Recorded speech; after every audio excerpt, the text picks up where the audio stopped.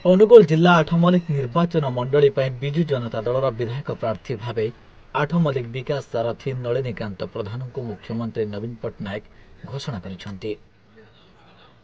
ମୁଖ୍ୟମନ୍ତ୍ରୀଙ୍କ ଘୋଷଣା ପରେ ପରେ ସନ୍ଧ୍ୟାରେ ନଳିନୀକାନ୍ତ ପ୍ରଧାନ ଆଠମଲ୍ଲିକର ପ୍ରସିଦ୍ଧ ଶୈବପୀଠ ବାବା ସିଦ୍ଧେଶ୍ୱର ମନ୍ଦିର, ଆଠମଲ୍ଲିକ ବସ୍ଷ୍ଟପ୍ ସ୍ଥିତ ହନୁମାନ ମନ୍ଦିର, ଆଠମଲ୍ଲିକ ଅଧିଷ୍ଠାତ୍ରୀ ଦେବୀ ମା ମାହେଶ୍ୱରୀଙ୍କ ମନ୍ଦିର, ପରିଶେଷରେ ମା ବିନିକେଙ୍କ ପାଖକୁ ଯାଇ ଆଶୀର୍ବାଦ ଭିକ୍ଷା କରିଥିଲେ। ସବୁ ମନ୍ଦିରରେ ଦେବାଦେବୀଙ୍କ ପୂଜାର୍ଚ୍ଚନା କରିଥିଲେ। ନଳିନୀକାନ୍ତଙ୍କ ଏହି ପୂଜାର୍ଚ୍ଚନାରେ ନିର୍ବାଚନ ମଣ୍ଡଳୀର ବିଜୁ ଜନତା ଦଳର ସଂଗଠକ ମହେନ୍ଦ୍ର କୁମାର ସାହୁ ଓ ଶହ ଶହ ସମର୍ଥକ ଉପସ୍ଥିତ ଥିଲେ।